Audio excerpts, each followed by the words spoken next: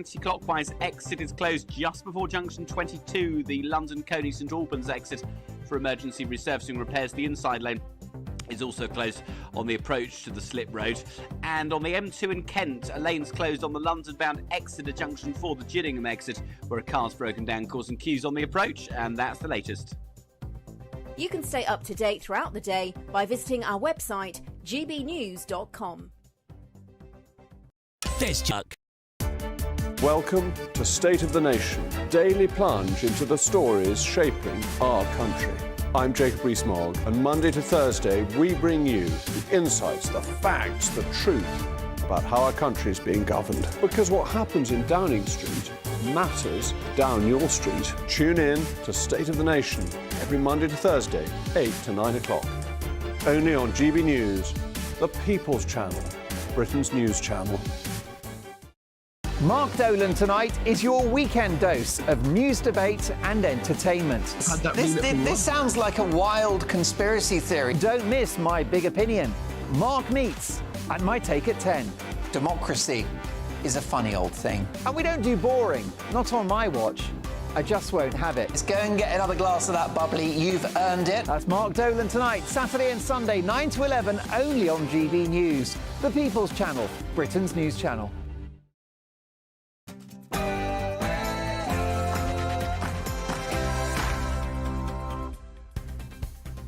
A very, very good evening to you. I'm Martin Daubney, and this is GBN Tonight. On October the 7th, 2023, Hamas launched the largest ever terrorist attack on Israeli soil. The terrorist group killed 1,189 people and took 251 hostage. 1 year on, we'll be taking a look back at the event that shook the region and indeed the world. I'll be joined in the studio by the Israeli ambassador to the UK to commemorate the event and to discuss what next for the region. And up next, as almost 1,000 people crossed the Channel illegally this weekend, a shock new study conducted by Oxford University shows that Britain is the illegal migrant capital of Europe. The research shows that up to 745,000 illegal migrants are now in the country. I think it's much more than that, to be honest, accounting for around 1 in 100 people. How have we let it get to this point, and what can be done about it?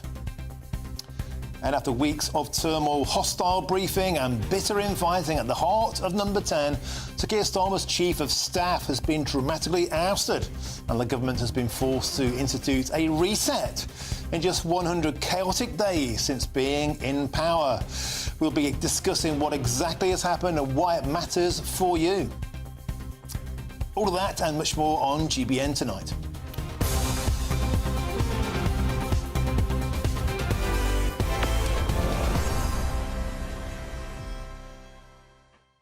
Once the show, always a pleasure to have your company. Now, all that coming. Please get in touch with your thoughts on all tonight's topics, and of course you can do that by visiting gbnews.com/your say. But first, though, here's your news headlines with Will Hollis.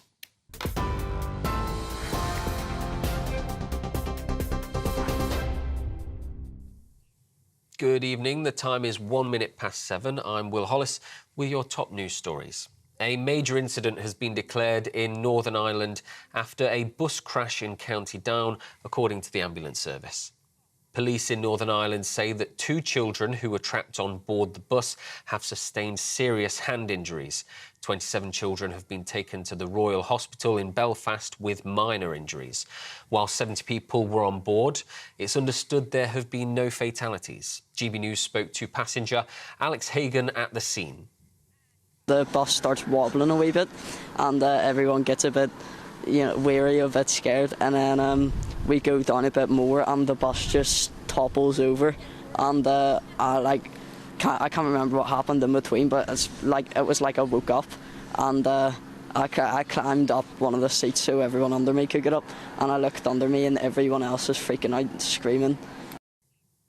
People across Israel have gathered to mark the 1-year anniversary of the October 7th attacks. In Jerusalem, Israelis carrying flags and placards with the faces of missing people gathered outside President Netanyahu's home. At the time of 6:29 local time, a siren rang out to mark the hour that Hamas-led militants launched rocket attacks into Israel last October. According to Israeli figures, they killed 1,200 people and took some 250 hostages into Gaza. And new polling carried out on behalf of the Campaign Against Anti-Semitism has found what they called concerning levels of support for Hamas among young people in Britain. The YouGov poll found that 9% of 18 to 24-year-olds in the UK had a so-called favourable view of Hamas, compared to 3% across the general public.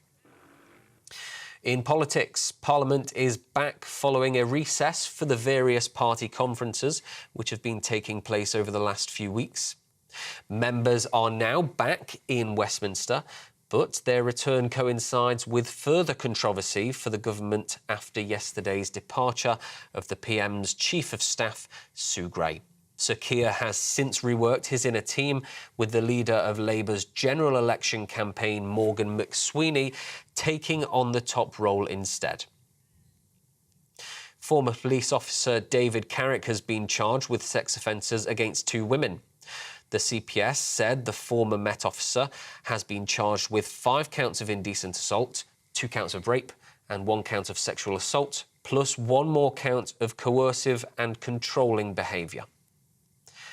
A GP has been jailed after a string of indecent assaults against 7 female patients in Berkshire.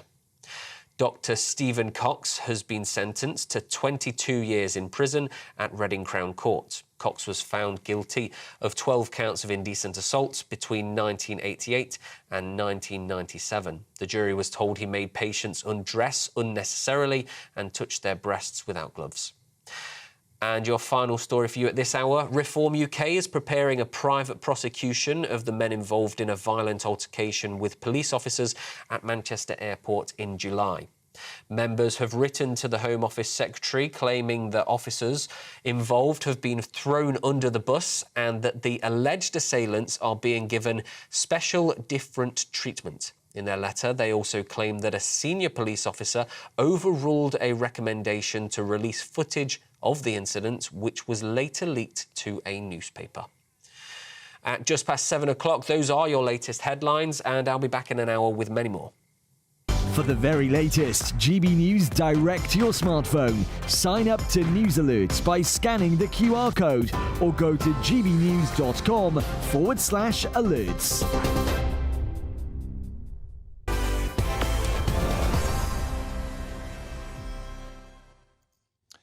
Thank you, Will. Now, a year ago today marked the darkest day for the Jewish people since the Holocaust.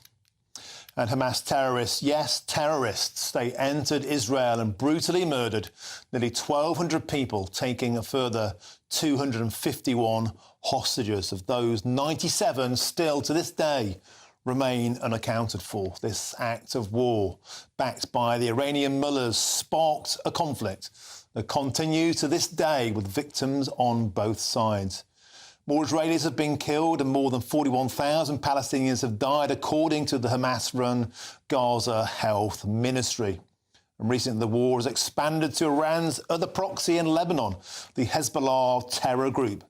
Israeli forces have bombed Beirut, taking out Hezbollah's leader Nasrallah, while Hezbollah has targeted locations in the north of Israel, such as Haifa. Now, today, commemorations were held across the world to mark this important and tragic anniversary. In Israel, among the many vigils, one was held at the site where 364 people were killed at the Nova Music Festival. The last song played that day was replayed, stopping abruptly at the same time as last year. And here in the UK, in Hove, during a service of the names of the victims were read aloud while the Foreign Secretary visited a synagogue in North London, joined by the Chief Rabbi of the UK, Rabbi Ephraim Mirvis. In Westminster, the Prime Minister had this to say. Mr. Speaker, 15 British citizens were brutally slain that day. Another has since died in captivity. Our thoughts today are with the Jewish people around the world, the Jewish community here in the United Kingdom, and all those that we lost a year ago. And we stand with all communities here in the United Kingdom against hatred of Jews or Muslims. Yeah. because any attack on a minority is an attack on our proud values of tolerance and respect. Now, as in the 1930s, you may be wondering why this matters to us here in a far, far away, safe land. Well, that terrific day caused reverberations around the world, including in the UK. Instead of condemning the violence carried out by Hamas and expressing empathy for the victims, many celebrated their actions and even tried to justify them. Almost weekly, we've seen thousands of pro-Palestine protests and the rise of the term two-tier policing, with police seemingly treating pro-Palestine protesters better than pro-Israel activists. Well, I've been on these protests and I've experienced them all firsthand, including, as you can see on your screens, when the genocidal slogan "From the river to the sea" was projected onto Big Ben. I begged police to take that projector down. They simply ignored me. They didn't care. Just this weekend, there were shocking scenes, including people mocking the deaths of Israelis, signs defending Hezbollah, one saying even "I love Hezbollah," another saying Hezbollah are not terrorists, as you can see on your screens, these disgusting images. One person even dressed up as a Hamas paraglider, a year on from paragliders going in and murdering so many Israelis. And the situation has also seeped into our politics. In May, during council elections, a Green Party councillor who won a seat shouted Allah Akbar, claiming his victory was a win for the people of Gaza. In the July general election, Labour lost several previous strongholds to independent candidates campaigning solely on the pro-Gaza vote. Nigel Farage had previously warned that the war in the Middle East had led to sectarian politics in this country. And astonishingly, today, polling reveals that 9% of 18 to 24-year-olds have a favourable view of Hamas, compared to just 3% of the general public.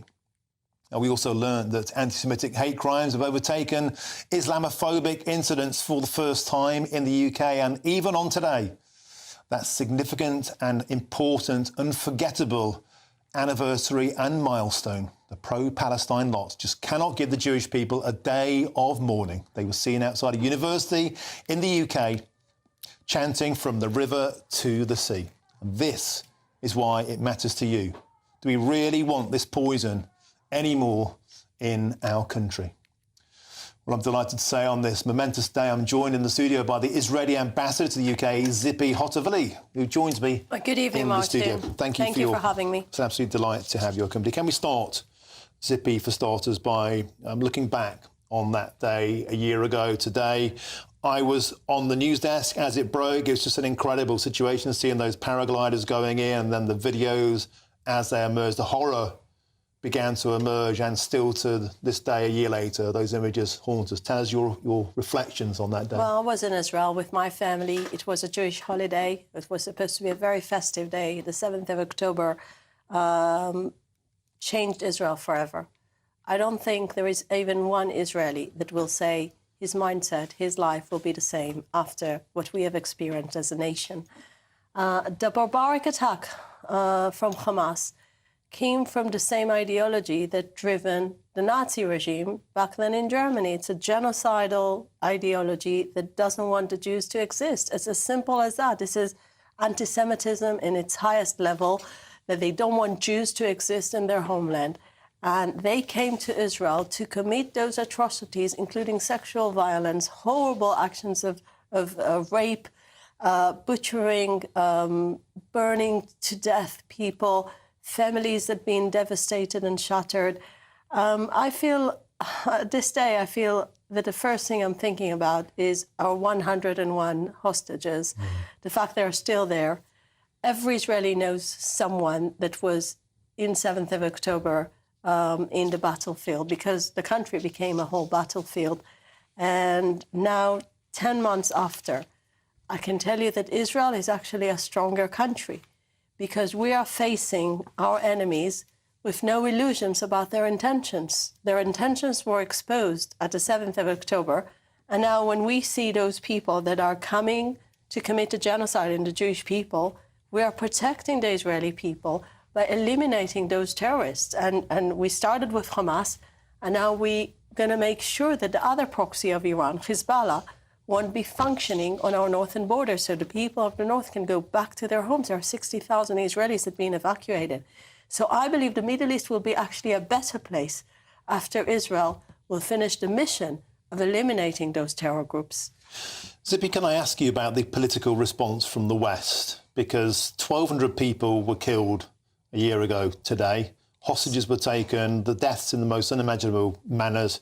I had a father whose son is still held captive. His boy Guy still doesn't know if he's dead or alive or in what perilous state. And yet, surely those who would benefit the most from a ceasefire or at least from backing out of the area would be Hamas. Why is it that Benjamin Netanyahu seems resolute in his mission to wipe out Hamas, to eliminate Hezbollah, no grey area there? Yet today, the British Prime Minister Sir Keir Starmer said, we need a political solution.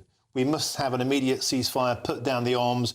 We don't want any more conflict. That seems to be echoed by all of the Western world. Why are they saying we need a two-state solution when Iran, Hamas, Hezbollah, they don't want this? No, they don't want Israel to exist. It's as simple as that. They don't want any political solution.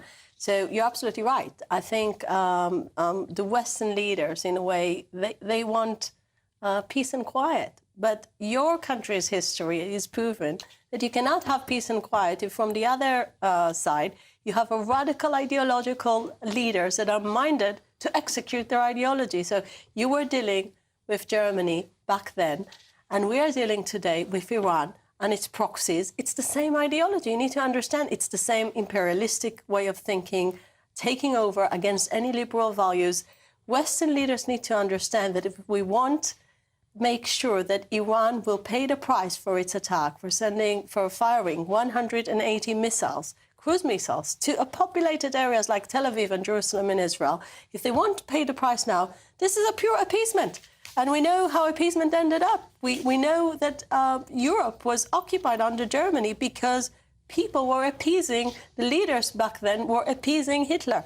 We cannot appease the evil sides of the world. We cannot appease all the countries that want to eliminate Western values. And I believe that Israel is in the front line of our shared enemies. You were asking the people that are watching us now, what's in it to us as British people? Those are the same countries that are threatening you. Those are the same Iranian drones that are hitting Ukraine when you're worried about the future of the continent.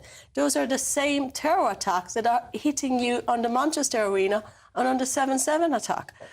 It's the same values that we all feel that are under a threat, under radicalism, and we need to fight them together. Zippy, that brings me on to my next point. Frankly, astonishing poll today, a YouGov poll conducted in conjunction with the campaign against anti-Semitism. I had Gideon Falter, the CEO, on my show earlier on today. Just staggering information to learn that 9% of 18 to 24-year-olds in Britain have a favourable view of Hamas, a favourable view of a terrorist organisation that a year ago today wiped out 1,200 Israelis. 18% of young people disagree that Israel has a right to exist as a homeland for the Jewish people. This is really, really shocking. Gideon told me, Zippy, that equates to 4.5 million Brits. 4.5 million Brits don't think Israel has the right to exist. What on earth is going on? First of all, this is a pure anti-Semitism. If the only country in the world that cannot exist is the Jewish state, then it's a pure anti-Semitism. So people need to be well educated about anti-Semitism, about where anti-Semitism is coming from. This is a racism, just like any other racism. But going deeper, I'm afraid that in the last few years, you've seen more and more young people around the world that are adopting a very radical ideology, and they prefer to support terror organizations rather than a democracy. Where does that come from? And honestly, it's very hard to understand the psychology behind it. I believe it's coming from a lot of ignorance. So I have offered to those young people, come take a tour, take a visit in Israel, and then take a tour in Gaza. See those hospitals that those terrorists turned to terror hubs. See Israel, a flourishing democracy that is developing now so many good things that are helping all of us, because Israel is a country that loves life, loves peace, and see the cult of death that is happening on the other side, the education for hatred, and choose. Where do you want to live? Where do you want to be a woman? Where do you want to be someone that your rights are being preserved? I think this type of things will enlighten everyone, because we're in a point where people don't realize what type of dark ideology they support by carrying those signs of "I love Hezbollah." Hezbollah executed so many terror actions against Americans, against Israelis, and against Jews around the world. I was in Argentina. I was in a memorial for the embassy and the Jewish community that was attacked by Hezbollah. Our embassy, as Israel, was attacked by Hezbollah in 1994. So this is a terror organization that wants to kill innocent people, innocent civilians. And when you're supporting terrorism, in the end of the day, you lose your moral clarity. And I believe if those young people will get the context of everything, and I want to say one more thing about how the Israel story is being told. Many times people start a story from the middle. What happened at the 10th of October, at the 8th of October. Remember the 7th of October and remember the 6th of October. The 6th of October, there was a complete ceasefire. Israel didn't do nothing. People just lived their life. They wanted to celebrate a Jewish holiday. But at the 7th of October, this barbaric attack, unprovoked attack, came from Hamas, invading people's houses, living rooms, bedrooms. I think the most devastating thing for me as Israeli, we've been through wars, we're very resilient people, but the idea that your own home is not safe, the idea that you can be invaded into the children's room and babies' cradles can be burned to death. Babies were burned to death at the 7th of October by Hamas terrorists. This heartless behavior of the barbarism we've seen, those are things that really are breaking my heart. We need to deal with this radical ideology to make sure it's been eradicated from our region, because only then we will have peace and better future. Zippy, we have a quick minute before we have to finish, sadly. Could I ask you, as an Israeli ambassador to the UK, what this means for British Jews? How are they feeling about all this right now? Well, first of all, I want to thank all the British Jews that came yesterday to Hyde Park and all the non-Jewish people that came to stand with us with Israeli flags, proudly supporting Israel, standing in solidarity. Yesterday was the main rally in Hyde Park. I think the Jewish community is really united now, supports Israel. They do understand that the anti-Semitism they see in the streets of London is unacceptable, and they're fighting it. I believe we all should fight anti-Semitism in the streets of London. No Jew should feel like it needs to hide his head cover or his Star of David when he walks in the streets of London. We would all agree with that. Thank you very much for joining us on the show. Thank you. Welcome to be a guest on the show. Thank you very much. That's Zippy Hotavali in the studio with me. Now, coming up after the break, protests have been taking place in Westminster, calling on the government to stop Labour's betrayal of the Chagos Islanders. Will the government reconsider this controversial move? More on that after the break. This is GB News, Britain's news channel. We're talking catchphrases and jingles because, of course, instantly recognisable and sometimes a little annoying in the case of the Go Compare one, perhaps. An iconic advertising jingle can stay in your head all day and sometimes stand the test of time. Sound expert and music designer for some of the world's most renowned companies, Michael Boumendil, joins us now. Good morning, Michael. Thank you for joining us. Good morning. First of all, what is the secret ingredient, the secret recipe for a hit jingle that stands the test of time over the decades? Well, I have to say that secret 100 years ago is not the secret today, because today all the brands are using music. So the first secret is to stand out, is to make something different, to do something interesting. The other thing I believe is to do something that is true to the brand, that is talking to you. You know, it's not only about the memorability, but it's about telling something about the brand. You know, when I hear you, your voice, your tone of voice says not only who you are, I can recognize your voice, but it says a lot about your mood, your personality. So the other reason why we make successful jingles is because they're catchy, because they're different, but also because they say something to us that is interesting, and finally keeping this link between the brand and the customers. Michael, tell us about your involvement in the new Maybelline jingle. This makes me, I mean, I haven't heard it, but it makes me a little bit sad because I was an avid Maybelline concealer user for many years. Other brands are available, but the jingle was the main reason why I got bought into it.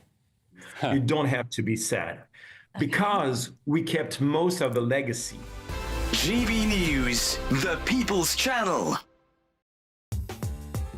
I'm Christopher Hope. From pop stars to politicians, I'll interview anybody in a pub who's got a political opinion. Join me every Friday on Spotify, Apple Podcasts, YouTube or GBNews.com, or wherever you get your podcasts. This is GB News, the People's Channel. This is Britain's Newsroom, where your voice matters. It's just astonishing. With expert analysis and honest opinion, we don't just keep you informed. We bring you unique perspectives you won't see anywhere else. Can't argue with any of that. When the news happens, it happens here. On Britain's Newsroom, weekdays from 9:30 a.m. Only on GB News. In the GB Newsroom, we bring you the news as it happens. With our team of dedicated journalists across the UK. We're ready to keep you up to date with what's happening every half an hour, every single day. Bulletins here on GB News. The People's Channel. Britain's news channel.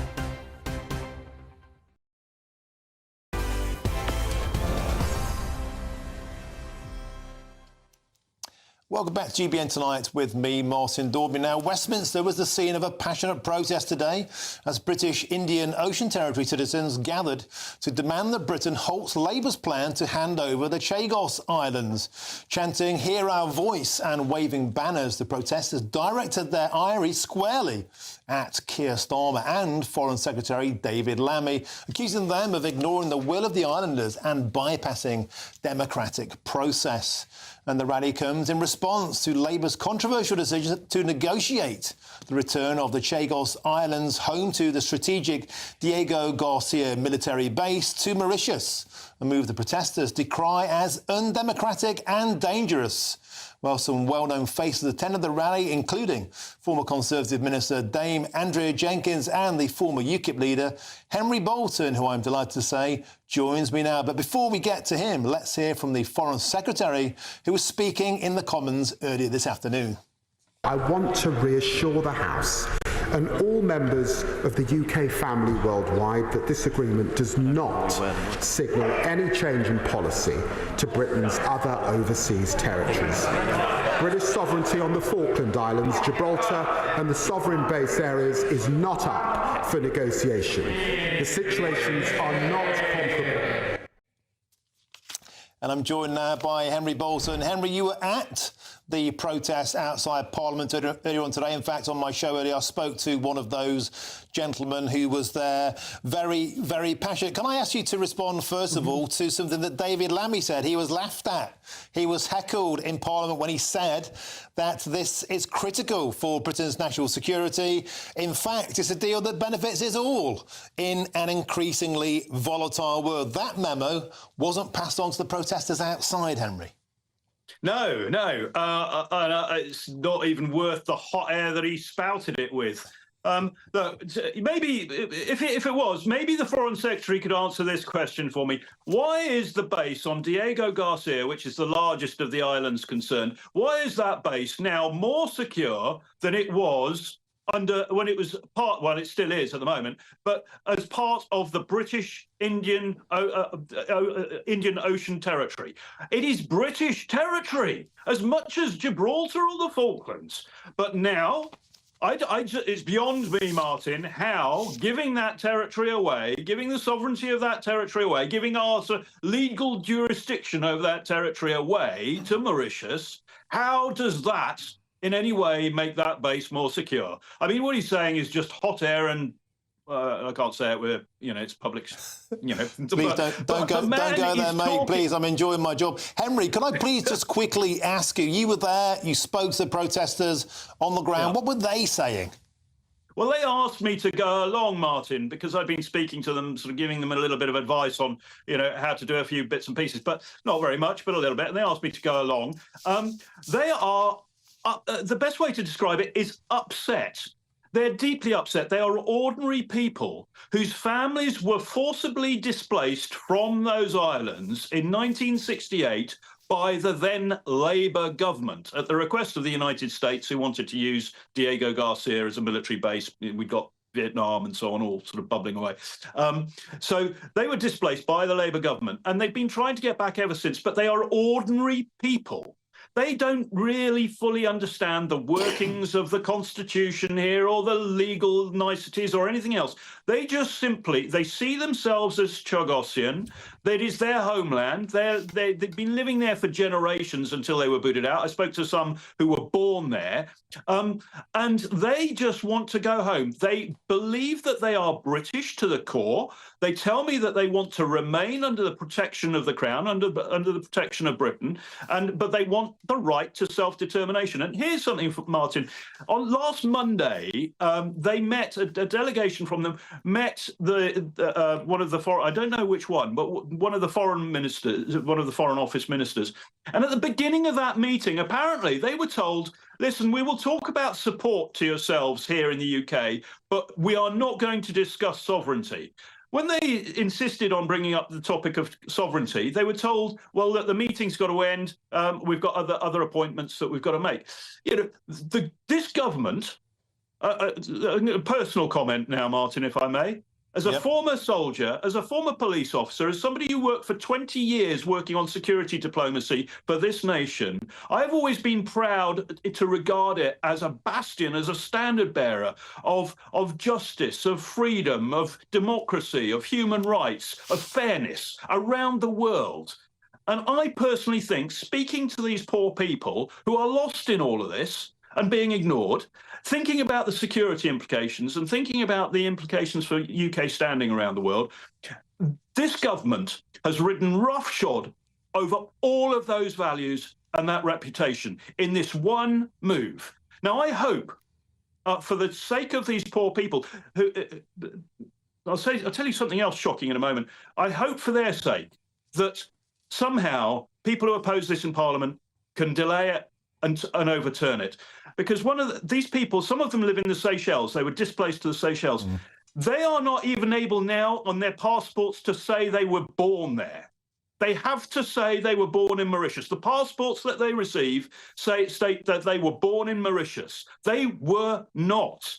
This is ethnic cleansing, Martin. This is the eradication, the erosion, or it's the eradication of their identity as a people. And I think that is deeply shocking and should concern every single person living under the governance of the Labour Party at the moment. Henry Bolton, thank you very much for an impassioned defence of the locals there. Thank you very much. And join me now in my panel. In the studio is my panel. It's Nigel Nelson, GB News' senior political commentator, and Trevor Kavanagh, the former political editor of The Sun. Gentlemen, welcome to the studio. Nigel, going to start with you. David Lammy can dress it up all he likes as something that benefits everybody. It clearly doesn't benefit British strategic interests, and it definitely doesn't benefit thousands of Chagosians who are saying they want to remain under British rule. Yes, I mean, that it rather depends on which Chagosians you're talking about, and because they're obviously all over the world, an awful lot of them are here, but as Henry was saying, some in Mauritius, some in Seychelles. The last survey of them that was done was they want to go back to their islands, and the one thing about this deal is that will allow them to return. So that's part of the deal. As far as the security aspect of Diego Garcia goes, this should make it safer. At the moment, we're facing a whole problem of under international law. The United Nations General Assembly said that Mauritius should have sovereignty over the islands. The same thing came out of the International Court of Justice. So we were running into these constant legal problems. Now we have a proper treaty. None of those bodies particularly support British position on the foreign stage. Well, I mean, the UN General Assembly have to be listened to because obviously we're a member of that. But because of that, we had to do something. It was started under the Conservative government, quite rightly. Now we have a deal. If the treaty gets signed and ratified, we have a deal that will protect Diego Garcia as a military base for the next 100 years. 100 years, that's the blink of an eyelid in the epoch of the Red Dragon of China, Trevor. Yes, and that's the first mention of China in this debate so far, even with Henry Bolton. China is the brooding menace on in the background here, and I think that what the people of Mauritius or Chagos or whatever you want to use, however you want to describe them, they are not independent now that they are in the acting as catspaws for the Chinese. the Chinese will basically run this operation because they have the financial power and the clout to do so. And until we see the terms and conditions of this deal, which was being kept secret for some reason, we don't know exactly how and where this is going to be applied, legally and otherwise, nor do we know how much money we're funneling into the pockets of the Mauritian government in order to keep it going. So I think a huge number of question marks. I mean, this is a very strategic point on the compass for Chinese to build themselves their own Diego Garcia. And that's probably what will exactly happen in about 100 years' time. Nigel, Trevor, thank you very much. Now, just over 100 days since taking power, the government is being forced into a reset following the ousting of Sir Keir Starmer's Chief of Staff, Sue Gray. What exactly is going on in the heart of government and why does it matter to you? That's up next after the break. Evening. Welcome to your latest weather update from the Met Office. Here on GB News, further heavy showers to come this evening. Some places seeing some thunderstorms and some gusty winds too. The reason? Low pressure, just sitting to the west of the UK. Not really moving very far, but spiralling around it. These bands of showers drifting northwards. Some very heavy downpours at the moment for South Wales and South West England. We do have a Met Office yellow warning in place. Those downpours head across the southeast. They'll be easing a little, but still turning up some heavy showers over East Anglia, the Midlands, North Wales and Northern Ireland by the end of the night. Clearer skies in southern Scotland, northern England will allow temperatures to dip to single figures, but for most a pretty mild night actually. And then tomorrow it's a case of watching more heavy showers with some brighter spells in between. May well be a fine start across East Anglia, much of the southeast, but showers will quickly start to spread back in here. Grey start for Northern Ireland, some outbreaks of rain pushing north, and that'll spread into parts of Scotland during the day. But through the central belt, probably a dry start. Notice the northerly winds across northern Scotland. It's been dull and damp here today. Won't be quite as wet tomorrow, but staying pretty grey and feeling cold with those winds. Whereas in the south, the winds are coming up from the south, bringing mild air, but also bringing heavy showers again. The potential for some thundery downpours, some sunny spells in between, but staying pretty drab across southeast Scotland and northeast England. Feeling cool here as well with the winds coming in from the sea, but in the south with a bit of sunshine, we could again get 18 or 19. Wednesday again, we'll be dodging the downpours, particularly over central and eastern England and this zone of wetter weather over southeast Scotland, northeast England. A drier day maybe for Wales and southwest England, a little bit brighter as well with some sunny spells. But again, with that wind coming down from the north, temperatures are going to struggle, going to turn colder for all of us by the end of the week. Join me, Camilla Tominey, for a frank and honest discussion with those in power that cuts through the spin and gets to the heart of the issues shaping our nation. You haven't confirmed that you want to stand as leader, but you haven't ruled it out either. This report basically says that he's not fit to stand trial. Is he indecisive? Incompetent? I deliver the dose of reality Westminster needs. That's the Camilla Tominey Show at 9:30 every Sunday on GB News, the People's Channel, Britain's news channel. I'm Christopher Hope. And I'm Gloria Di Piero, bringing you PMQ's live here on GB News. Whenever Parliament is in session on a Wednesday at midday, we'll bring you live coverage of Prime Minister's questions. We'll be asking our viewers and listeners to submit the questions that they would like to put to the Prime Minister, and we'll put that to our panel of top politicians in our Westminster studio. That's PMQ's live here on GB News, Britain's news channel.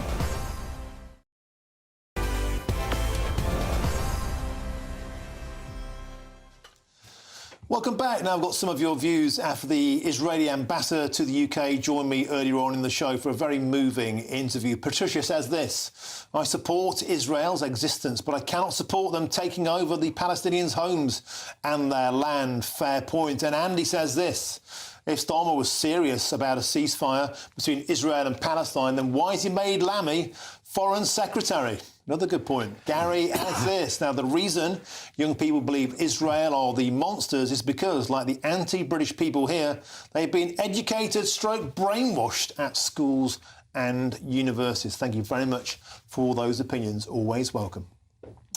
Moving on now, because Keir Starmer is on a mission to reset his government after a turbulent first 100 days marked by policy misfires and a freebie scandal. In a weekend shake-up at number 10, Starmer replaced his Chief of Staff, Sue Gray, after weeks of hostile briefings, including leaking that she was being paid more than the Prime Minister, and Gray has been replaced by Morgan McSweeney, architect of the Labour Party's election campaign.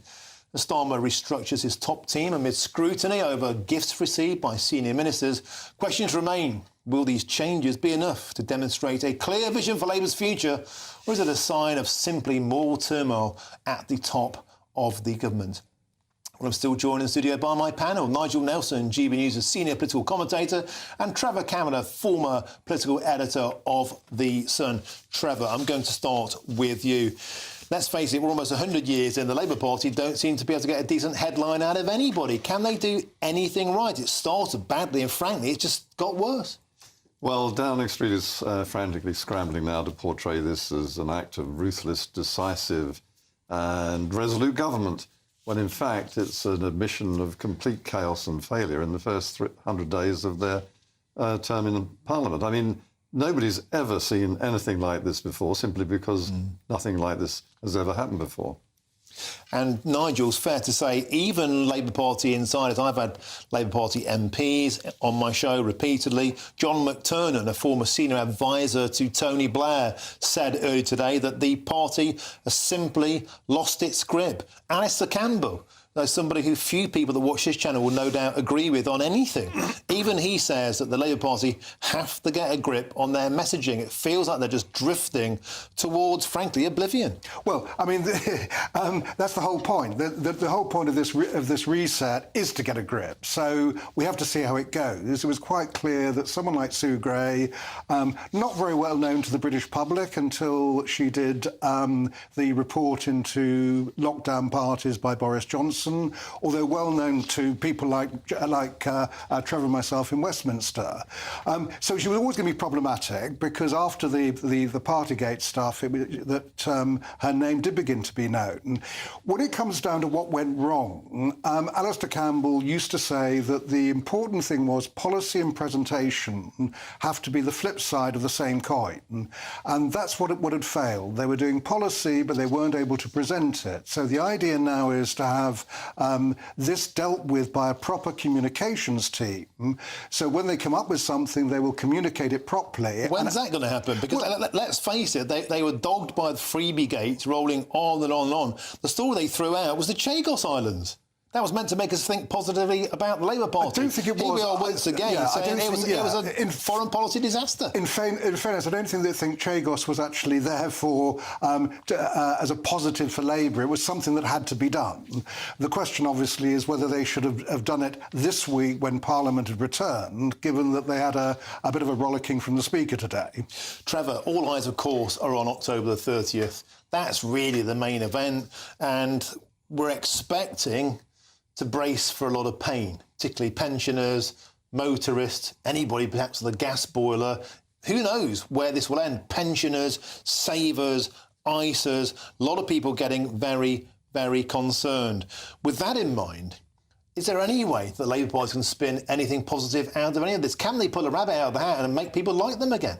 Well, I think that actually Rachel Reeves is probably, as Chancellor, rapidly revising and maybe even rewriting her budget, and has been ever since the explosion over the heating allowance. There seem to be having second thoughts about the VAT on private education and on pension reform to save money, because the public sector will kick up a fuss, and the unions in particular. But getting the budget right is going to be a difficult task. Basically, all their eggs are in this one basket. But in the meantime, are the disobliging briefings going to stop? And who is responsible for them? Because this wasn't simply a spat between Sue Gray and Morgan McSweeney, because the person in the firing line, in the crosshairs through all of those briefings, was Keir Starmer, not Sue Gray. It's Keir Starmer who's been personally embarrassed by these very hostile briefings from the heart of the Labour Party. And so in that sense, you think Sue Gray has been chucked under the bus and they hope it all goes away? Well, they may do, but it's not going to, simply because the ingredients for all this remain in place. Whoever talked to the media, the BBC, about the COVID broadcast in which Keir Starmer was seen in Lord Ali's flat with his family portraits behind him, knew details of that which were known to very few. And also, the person who was most embarrassed by that disclosure was Keir Starmer. Has that sort of antagonism, which is sabotage, effectively, from the very heart of this government, has that gone away? What remains to be seen. Nigel, quick moment with you. Will this go away? I mean, do people have short memories? We're only 5 minutes into the Labour Party's tenureship, or will things like the winter fuel allowance be long, long remembered? No, I think the winter fuel allowance will be. So, I mean, if she does something to make that easier, like, for instance, not scrapping it but taxing it for the richer pensioners, that might help. So a bit of a U-turn required to save the ship? Yeah, I think so, because that's the kind of thing that will dog Labour all the way through, just as tuition fees dog the Liberal Democrats. Okay. Plus the freebies. There you go, plus the freebies. Yeah, there's that as well. Superb stuff, Trevor. Nigel, excellent as ever. Now, up next, new research shows that despite being an island, the UK is the illegal migrants' capital of Europe. But the big question is this, just how we got to this point and what, if anything, can be done about it. More on that after the break. GB News Breakfast, every day from 6 a.m. GB News presenter Mr Patrick Christys is going to live off £15 per week as part of his Friends of the Elderly fundraiser. Yeah, so far Patrick's raised over £193,000 with the help of all of you at home and all of your generous donations. So thank you so much for all of that. And thank you, Patrick, for coming up with this and flying the flag, I suppose, for these people who feel as if they're being victimised at the moment. Very, very worried about the winter fuel payment. Just tell us how you set upon this £15 figure. Yeah, absolutely. So the £15 food figure was based around a conversation I had with a pensioner called Sue in Cheshire, who told me, and our viewers, quite a horrendous story, actually, about what she has to live off every week. £15 is her food budget. Her boiler's gone. She can't afford to replace that. She's worried about whether or not she can afford to even put an electric blanket on. She is essentially too proud to actually officially ask for help. We had to really convince her to come on and tell her story so that she thought, she would do it so that she could help others, really. That's why she did it. So I thought, well, it's not absolutely freezing yet. There's things I'm going to do as it gets colder as winter proper kicks on. So I'll do a few bits and bobs there that might be more physically demanding to raise a bit of money. But this is something I can do in the meantime. So I thought, well, I'd live off £15 a week. £13.55 to be precise. Left myself some wiggle room in case I want a can of Diet Coke or something over the course of the week. But this is the food shop that I did yesterday. I've got some lentils, a bit of couscous, a couple of tins of tuna, some tomatoes, some peppers, a bit of pasta, some eggs, and a stir-fry thing that I think I'm actually going to have to eat today, because if viewers have got the impression that I'm a man who doesn't necessarily plan things through properly, they are correct, because I got this and it goes out of date tomorrow. So there you go. The People's Channel. Welcome to State of the Nation, daily plunge into the stories shaping our country. I'm Jacob Rees-Mogg, and Monday to Thursday we bring you the insights, the facts, the truth about how our country is being governed. Because what happens in Downing Street matters down your street. Tune in to State of the Nation every Monday to Thursday, 8 to 9 o'clock. Only on GB News, the People's Channel, Britain's news channel.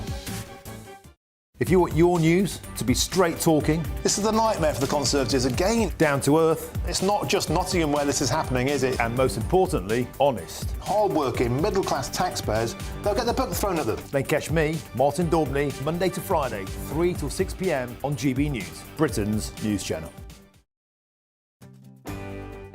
I'm Michael Portillo. This is GB News, the People's Channel, Britain's news channel.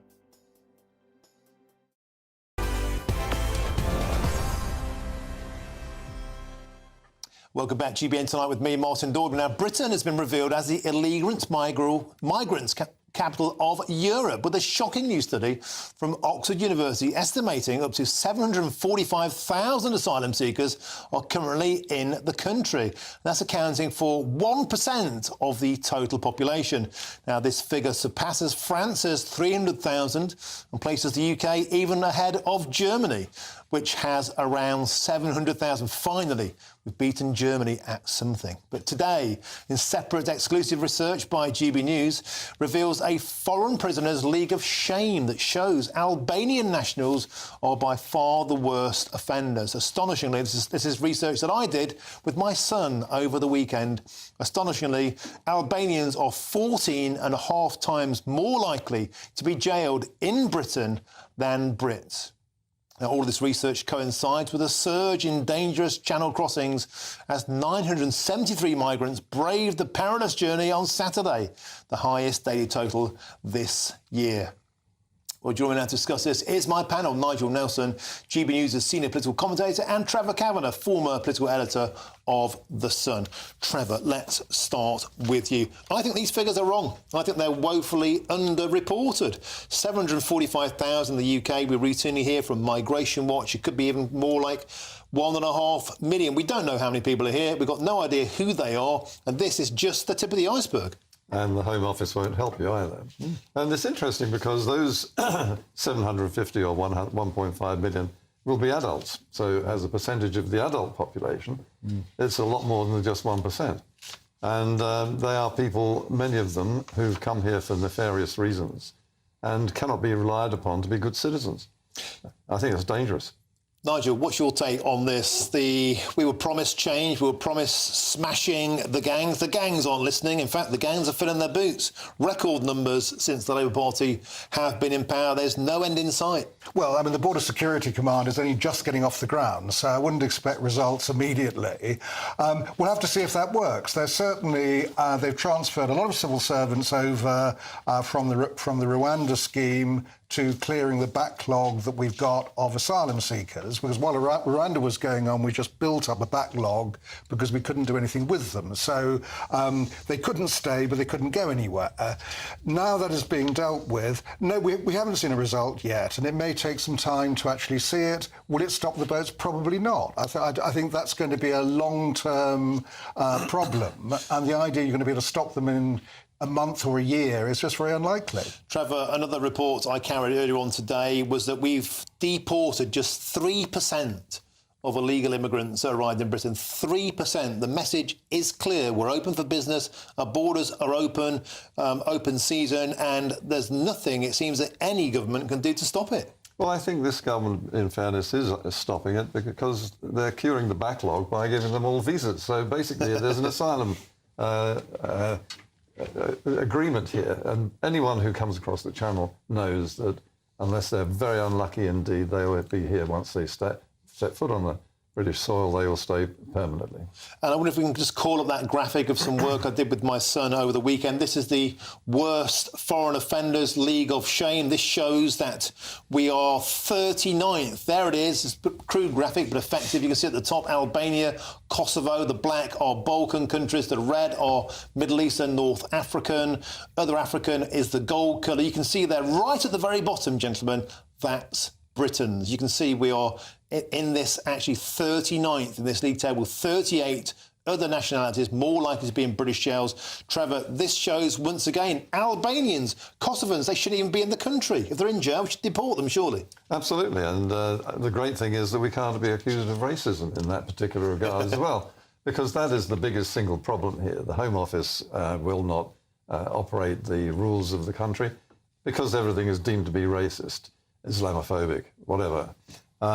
So, yes, our hands are tied behind us. And the idea of this new border patrol or whatever it is that Labour's conjuring out of the clear blue sky is going to make any differences for the birds. Nigel, David Blunkett, previous Labour regimes, they had something of a thirst for deportation. Might Yvette Cooper develop the same thirst, or is it just very, very different times now? We're just destined to have this as a part of our culture now? No, if you've got people in jail for crimes, then they will be deported. I mean, the only question there is... There's 11,000 of them. Yeah, the only question there is that the countries they're going to be deported to, we have to have an agreement with to go and do that. So the people who have gone is because of that agreement. And when it comes to the numbers you're talking about, we won't know the numbers of people who are here unless we have a system like they do in the US where you monitor people leaving the country as well as arriving. Trevor, final words to you. Well, I think that we are unfortunately not able to blame the Labour government for this, because this is the legacy of 14 years of Tory Conservative rule. And they have failed, in fact, not just failed to cut the numbers, but have presided over the enormous expansion of the numbers. So this, remarkably, although I think Tony Blair opened the gates to mass uncontrolled immigration, it's been fuelled by 14 years of Conservative government. Which puts me neatly in the position of handing over to Sir Jacob Rees-Mogg. State of the Nation coming next. It's all your fault, Sir Jacob.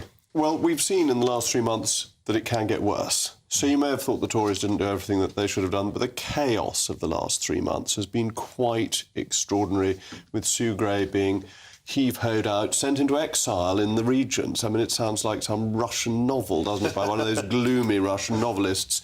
And it's very bad for the government of this country. And it's fascinating, because when you look through history, you can go back to Nero. Nero gets rid of Seneca, and when he does that, everything goes wrong. When leaders get rid of their closest advisors, they are in trouble themselves. Somebody referred to Sue Gray as a lightning rod. You don't get rid of lightning rods, you keep them, because what do? They take the lightning away from you, and Starmer is now leaving the lightning going straight for him. We've got a quick 10 seconds. Do you think this is the worst first 100 days of any Prime Minister in history?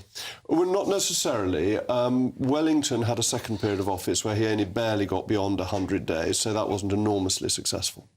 OK, superb. We're just about to launch the massive history lesson there. I was looking forward to. We've simply run out of time. So, Jacob, Nigel, Trevor, thank you very much. Now, coming next is State of the Nation, but first is your weather with Alex Deakin.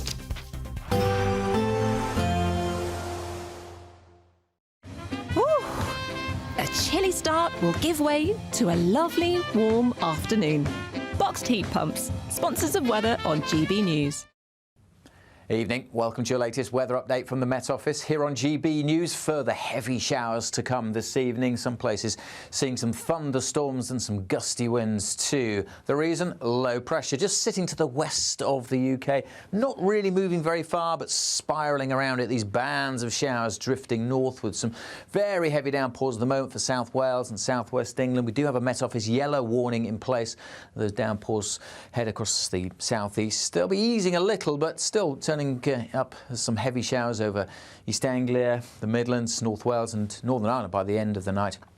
Clearer skies in southern Scotland, northern England will allow temperatures to dip to single figures, but for most a pretty mild night actually. And then tomorrow it's a case of watching more heavy showers with some brighter spells in between. May well be a fine start across East Anglia, much of the southeast, but showers will quickly start to spread back in here. Grey start for Northern Ireland, some outbreaks of rain pushing north, and that'll spread into parts of Scotland during the day. But through the central belt, probably a dry start. Notice the northerly winds across northern Scotland. It's been dull and damp here today. Won't be quite as wet tomorrow, but staying pretty grey and feeling cold with those winds. Whereas in the south, the winds are coming up from the south, bringing mild air, but also bringing heavy showers again. The potential for some thundery downpours, some sunny spells in between, but staying pretty drab across southeast Scotland and northeast England. Feeling cool here as well with the winds coming in from the sea, but in the south with a bit of sunshine, we could again get 18 or 19. Wednesday again, we'll be dodging the downpours, particularly over central and eastern England, and this zone of wetter weather over southeast Scotland, northeast England. A drier day maybe for Wales and southwest England, a little bit brighter as well with some sunny spells, but again with that wind coming down from the north, temperatures are going to struggle, going to turn colder for all of us by the end of the week. We can expect clear skies leading to a light and warm day ahead. Lovely. Boxed Solar, sponsors of weather on GB News.